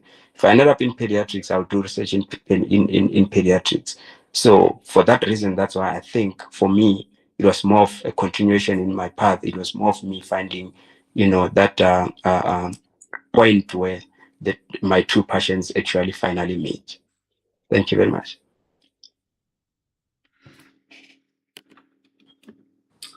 Thank you so much, Dr. Masilu.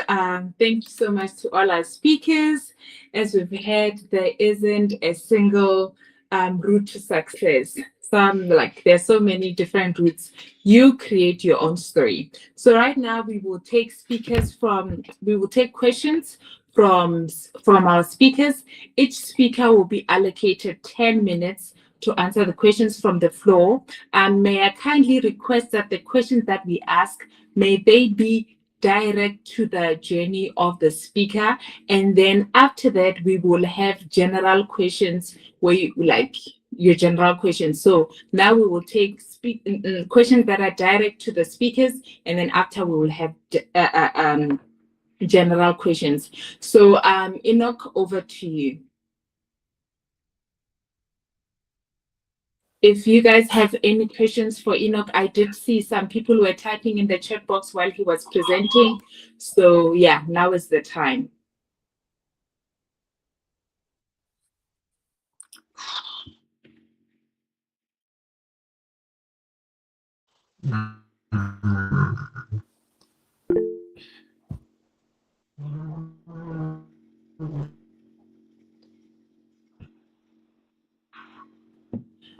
I see a hand from Noli, and there's another question in the chat box.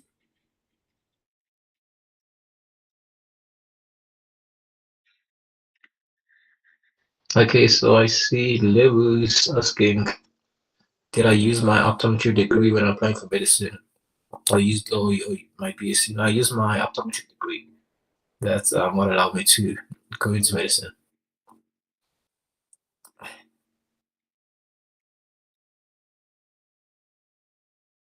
Sorry, Molly, your hand is up, and then after Michelle will ask.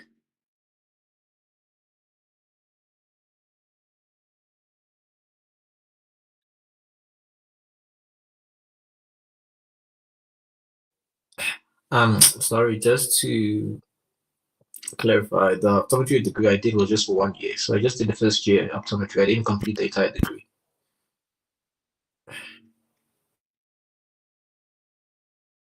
Molly, you've been recognized. You can ask your question.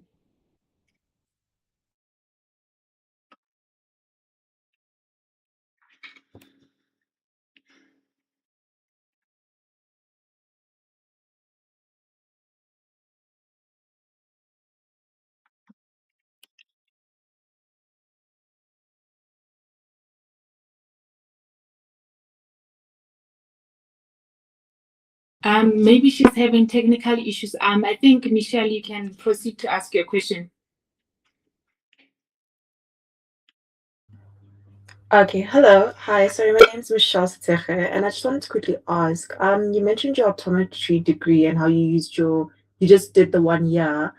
Approximately, what was your average for the optometry, for the first year? So it was around about 87. Yeah, 87. My average was, as compared to my BSc, which was about 61. That's a very big jump. So yeah, 87. Oh, 87. Okay. And then, okay, sorry, no, it was just 87. Okay, no, thank you so much, eh? No problem. Pleasure. Sorry, just to confirm, did you say you did a BSc and then optometry? Because I heard you said BSc 60 something and then optometry 87. Yeah, so I did my BSc, I completed it, Okay. and my average was 61. Oh, okay. And then when I did my 1 year optometry, that 1 year average was 87. Okay. Fair. Do we have any other questions from the floor for Enoch? Going once, going twice, going thrice. Michelle, I see you have another question. And then also just to double check, so you said for the optometry you did get 87% as your average. Did they still look at your BSc, or did they just take did they count it as a point? I don't know how they say it, but how there's a system where depending on the difficulty of your final qualification, they add an extra point. No, I mean, since this is UP where I'm at, there's a different system that they do it. So I did not use my BSc at all to apply. I just used optometry. Okay, so did you so you know how there's what are your past qualifications? So did you include it at all, or did you just fully apply with them? Because I just applied like an experienced student who's busy doing another degree. So it's not necessary for you to include that you do you do it a BSc. It's not necessary. Okay. As long as you show that you are doing something already, like another degree, and that's how you can go into applying. Okay, and then would you recommend adding it to the application, or would you just recommend excluding it as a whole? I mean, if I'd included my BSc, I would have been rejected then. So I would just be be on the safe side and include that. Oh, okay. All right. Thank you so much. Yeah. No problem. Pleasure. Do we have any more questions for Enoch? Going once, going twice. Anything? Okay. Thank you so much. So now we will move to Dr. Vonisile. If there are any questions from the floor for Dr. Vonisile, now is the time. I can see there's already one question in the chat.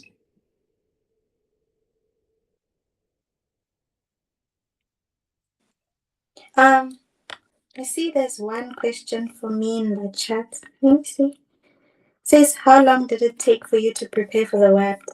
Also, for me, for the WEP, I think I started preparing even before I started applying. I think January I started preparing. Can't really remember when we wrote. Could be towards August. So it was every day, and I was using spaced repetition and active recall. So I was using Anki. So there was someone who created an Anki deck where you could just study from. So I think, it took me months to prepare. Thank you so much. Do we have any more questions from the floor? I did see another question, but that's a general question that will be addressed when we address the general questions. Do we have any more questions for Dr. Vonisile and Michelle? I see your hand. You're recognized. Oh, hello, doctor. I just wanted to quickly ask, when you said you were doing your 4th year, I think it was after your BSc, you mentioned final was the accounting degree. And then when you were in between, I think your final year of your BSc, you said in the 4th year you applied. So I wanted to double check with the BSc, I think especially for the HEM program, I'm under the impression that it's is it a 3-year program, or is there something else that you did, or was it just a continuation of the 3rd year? Because I just wanted to just check when you said 4th year, when you applied for the HEM, what did you mean in particular by that? Oh, okay. So my BSc degree was 4 years long. So it's an honors degree at UL. So you do 4 years. So basically, I had my what I used to apply for GIMP was my third year and my honors year. So they added one extra mark for me because of honors. It's an honors degree. So my composite index had one extra point. I don't know if I'm making sense. Oh no, yes. Is it answering your question? Yes, it is. Thank you. So I wanted to just check. So you said it was an undergraduate degree with an honors degree, and then that Yeah. added. Okay, no, thank you so much. You're welcome. Any more questions from the floor for Dr. Bonisile? I see there's a question in the chat. I see the question says, what does the WAT focus on? So the WAT has 3 components. It's anatomy, physiology, and molecular medicine. So molecular medicine, basically, can't remember. It was cancer, and then physiology is your basic physiology that you do. I think if you're doing BSc, also do physiology. But I think the GIMP website has more information. I can just check that for you guys and share it also with Ndimo. Thank you so much. Any more questions? Going once, going twice. Do we have any more questions for Dr. Bonisile? Okay, thank you. We will now move to Dr. Masilu. If there are any questions for Dr. Masilu from the floor, now is the time. Any questions? Any questions for Dr. Masilu from the floor? Going once.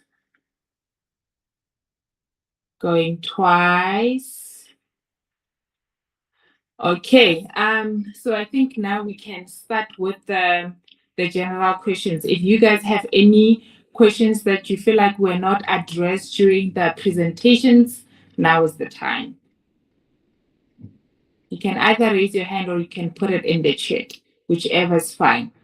And then I think the speakers can answer interchangeably. Yeah, I see there's a question here because I'm looking back at the questions on the chat. The one question was, after completing my master's, will WITS take my master's average and my honors average, which would allow then extra 2 marks for GIMP admission? Yeah, I don't know if that one was answered, but I think that's one of the general questions, I guess you could say.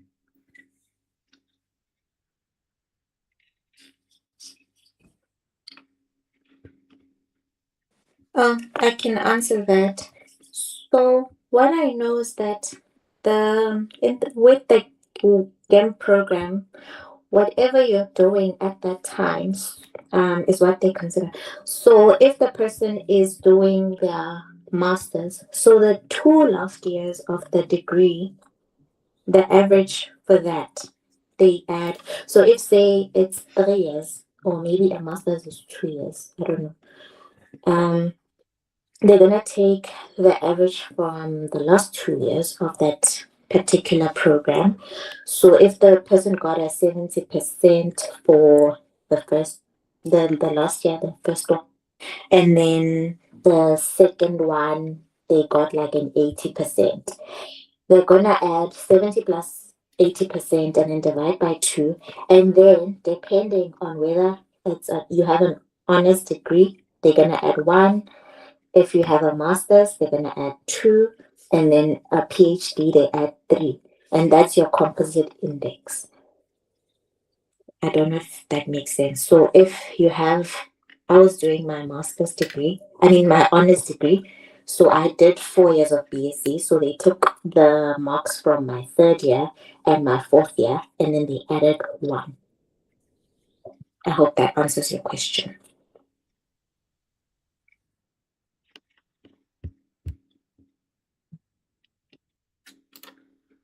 Ayas, is that question answered? Is he or she still in the still here?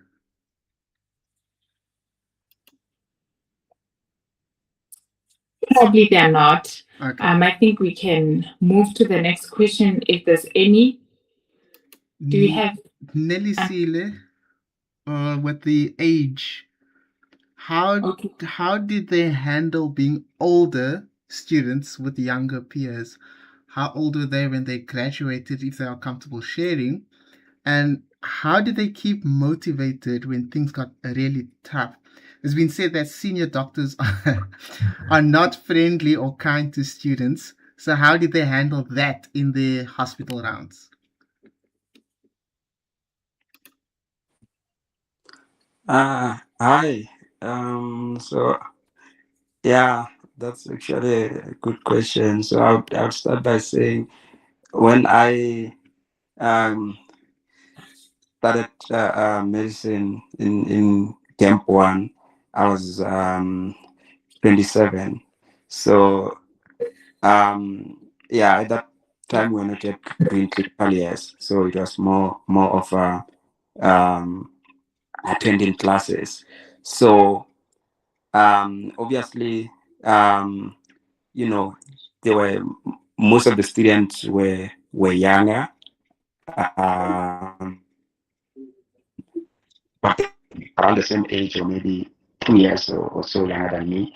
So initially, most of the students that I was hanging around were the students that that were from University of Remote that already had degree. So they then became my friends, and then we became a group. But along the year, I then also made friends with other students who were younger than me.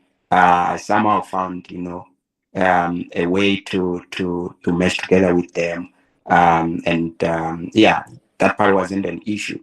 But then now going into clinical years, into the hospital, I would say, yeah, right, it can be challenging. But I think before I actually went in the clinical space, I knew that I will be older than most of the interns, and I would be the same age as some people who are like registrars, which are like more of your seniors.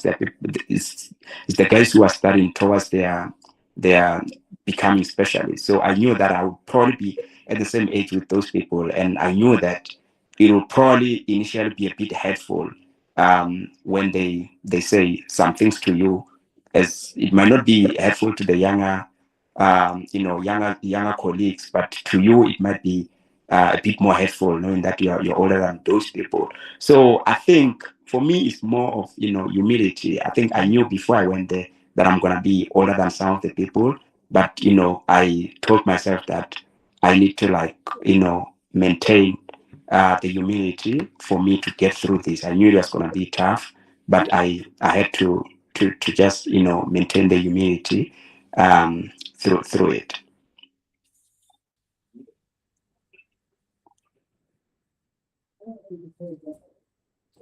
Thank you so much. I see there's a question from Kanye. Is it possible to work during your preclinical years?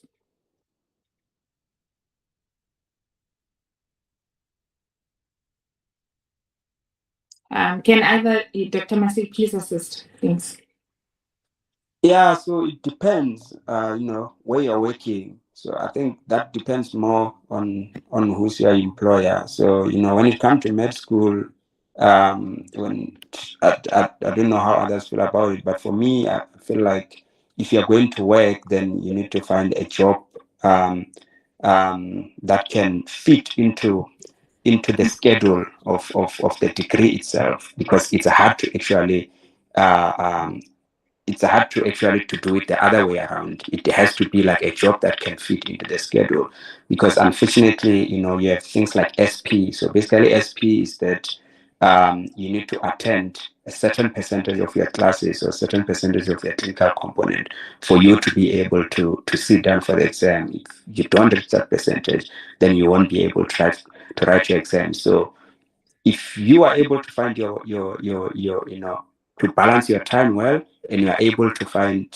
a job that you can actually do after hours, or that will not interfere with you taking the classes during the day, then it is possible. I know a few people who were, for example, teaching high school students on weekend as part of their side hustles. I met someone who used to say they used to be a lab assistant at night in a lab that required someone to come and prepare agents and things like that during the night. And for them, it's summer work, but they said they could only do it before the clinical years. Thank you so much. I hope that has been clarified. I think Musa still doesn't understand the process behind the masters and how the marks are calculated. Can you please try clarifying that? If we don't reach a consensus, then maybe it would be best if he reaches out. Yeah, I think we can go about it that way. But maybe we can try one last time to just try and clarify it. Thank you. Yeah, as Dr. Walu has already mentioned, so I'll try to see if I'll be able to explain better. So this is what happened with me. When I applied to say, okay, now I'm applying the first application to camp. It was before I got my PhD, but at the time I already had my master's. So I sent together my BSc, because why? Why BSc? Because they want that first degree. They want to know your first degree, not necessarily a first degree, bachelor. Let me say your bachelor's degree. It's a minimum requirement. So when you're submitting, whether you have master's or a PhD, you still need to submit your bachelor's degree with additional degrees that you have. Then that's what I applied with, and I took the exam. Then came time for selection. So when the time for selection came, because you passed the exam, but after passing the exam, now they need to do like the selection, which they then look at your cumulative average or your score. So when that time came, I reached out to say, because I'd known at that point that if you have an additional postgraduate degree, it adds points. So I reached out to ask them, I'm currently finishing up my postgraduate degree, but I've not completed yet. Is there any way this will be counted, or this can contribute? And at the time, I was told that since you have not yet completed it, we'll use what you already have. Then the way they explained to me was that with what you already have, we're going to take your bachelor's degree, we're going to take the average from that 2 years of your bachelor's degree, the average of those 2 years. And after we take the average of those 2 years, we're then going to say you have an honors is an extra point. I'm not sure how many points, but they just said then you'll get extra points for your honors, and then you'll get extra point for your masters, which will then increase your cumulative score. And then they said if you then submit your PhD on time, that will then add other extra points on top of that. So basically it's 2-year average of your degree. Then you have honors, extra point. I'm not sure how many points. Then you have masters, extra point. That's the part where I'm not sure how many points. Then if you have a PhD, then extra points. Still not sure how many points. But basically, cumulative average plus the extra points from your postgraduate degrees, which boost your score.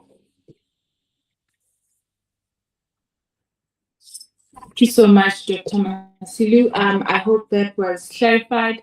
We do have another question. I don't know if you guys will be able to answer it from Kolani, that would it be worth it to study overseas if possible? I don't know if maybe one of you guys can try to attempt to answer the question, or we will have to pass it by, because unless if maybe there's anyone that has information. But it's difficult to answer this question because our speakers studied in South Africa and not abroad. I don't know if there's anyone that's willing to try and answer the question.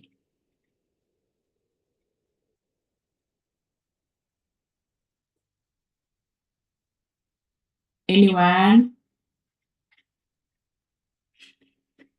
Okay. I'm so sorry, Kolani. I'm so sorry that we Let me can't help. just Jimmy? From my, I'm not a doctor. I'm just putting it out there. So take my advice with a grain of salt. From my understanding, when studying medicine overseas, when you come back, or if you try and come back, it's my understanding you would still need to write board exams. You'd still need to get your HPCA registration. So whether it's worth it or not, I think it would just be easier if you plan to practice in South Africa, to train in South Africa. But if you plan to practice overseas and train overseas, then it would be worth a shot. But if you plan on coming back, it would be much easier to just try and get your training and try and get your education in South Africa. If that answers your question. Please say it does.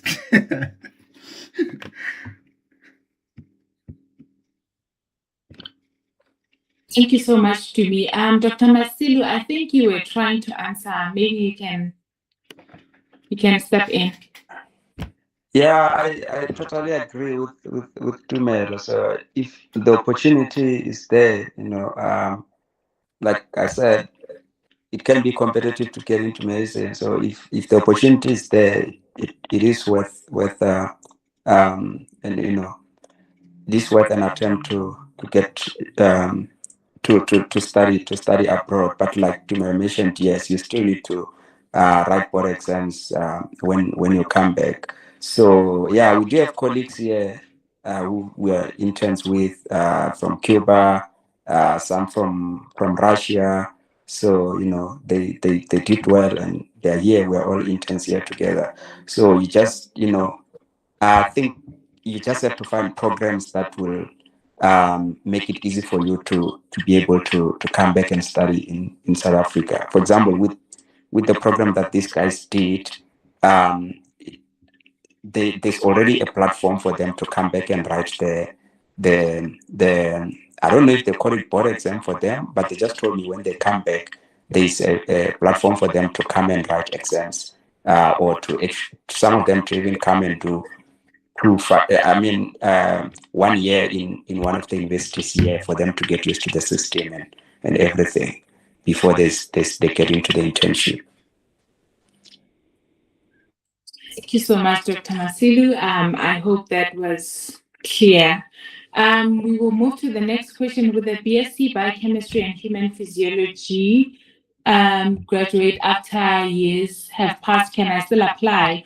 Also, with a BSc degree, is GEMP the route into medicine? How long is this entry exam, and what's the preparation period? With GEMP, do you start at first year student, or is it an entry gap year? Can you please assist?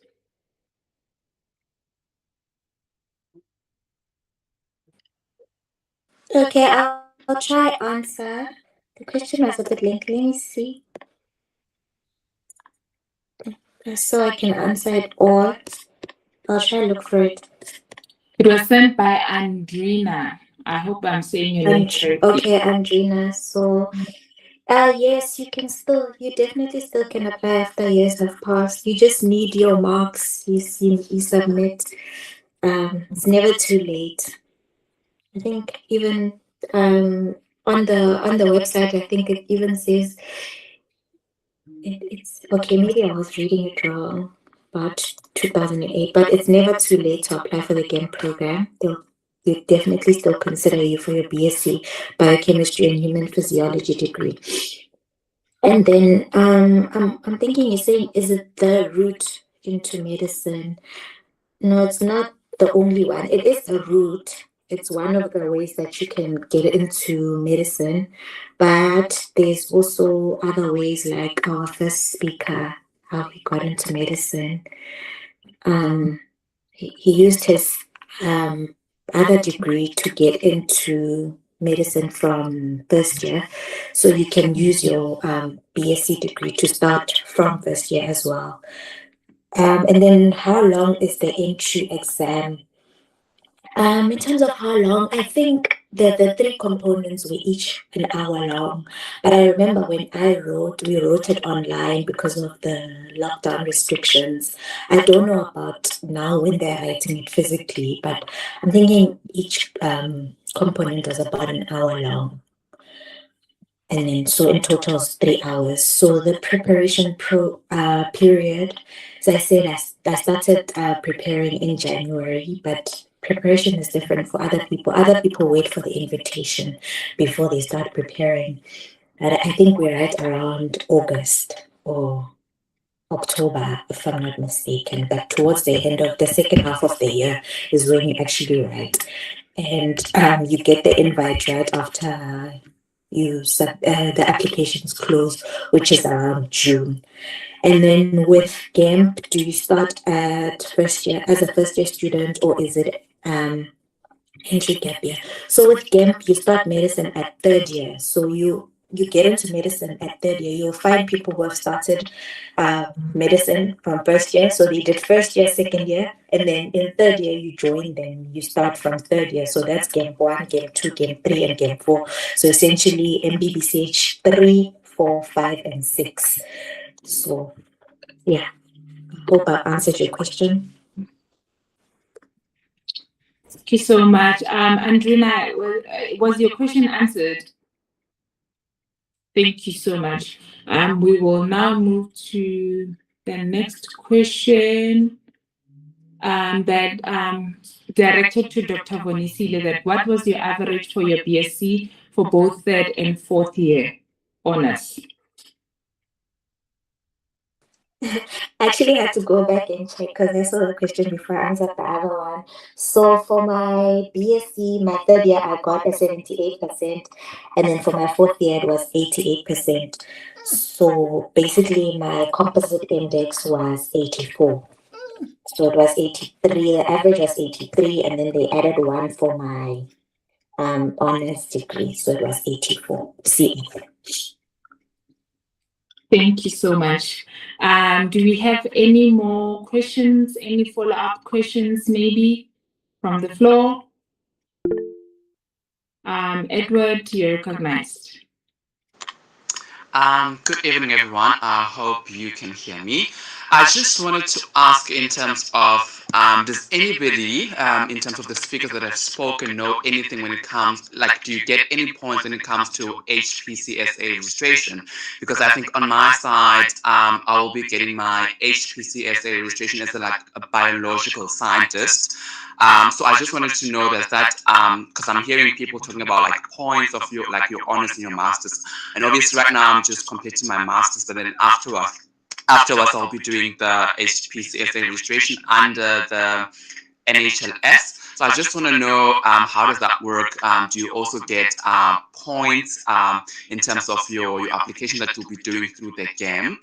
And then I think my second question will be, okay, for now I forgot my second question, but I just wanted to know just clarification in terms of if one already has their HPCSA registration, but as a biological scientist, how does that work?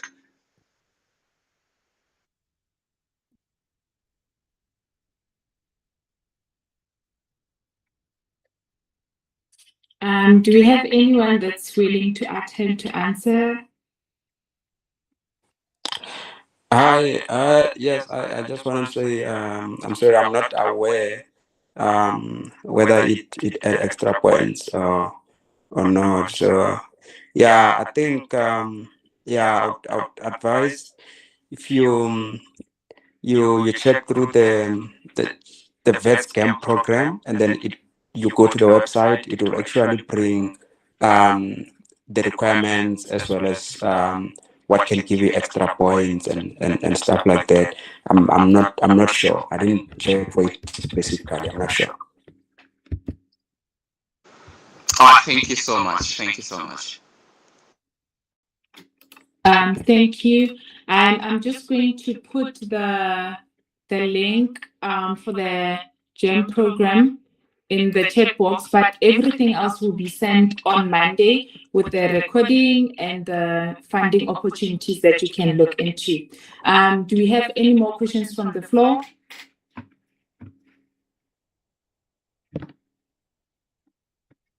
Any more questions from the floor? Going once, going twice. Okay. Thank you so much. So I think that will mark the end of our session. I just want to thank each and every one of you for making time to attend, all those that are streaming online, and everyone that is here with us on Google Meet. We thank you, and we hope that this was impactful, because whenever we plan these workshops, we hope to help people navigate their careers easier, unlike how we had to struggle to find our ways and whatever. So on behalf of Shadow as Scientist, I would like to thank our speakers for sharing their experiences and insights. It takes so much vulnerability to come here and share your story and your challenges and all of that. So we really appreciate it. We have learned that there are multiple pathways into medicine, and that perseverance, strategic planning, and academic excellence can open many doors. Please do follow us on LinkedIn. You can follow our organization on LinkedIn, or you can follow us, you can tag us. We appreciate the reviews. Please review our events on LinkedIn as well. We will be sending through event feedback forms so that you can advise on how we can best improve and all of that. I am asking you guys that may you please fill in the Google Forms so that we know how to improve in future. I just want to thank everyone that has joined us this evening and actively participated in the discussion. If you need us to connect you to any of the speakers, please do reach out. We are willing to do that. And for our speakers, I know that Enoch and Bonisile seem to be interested in pediatrics and whatever. This is also a great opportunity for you guys to also communicate and collaborate. So if you guys also need help with connecting with one another, we are more than happy to assist, because it's not just about us, it's about the growth of the speakers as well, as much as it is supposed to help the audience. So we encourage you to stay connected with Shadow as Scientist for future career development opportunities and mentorship events. Thank you so much. I'm wishing you guys a lovely evening. Bye. Thank you so much, Ndimo, and thank you, everyone. Bye.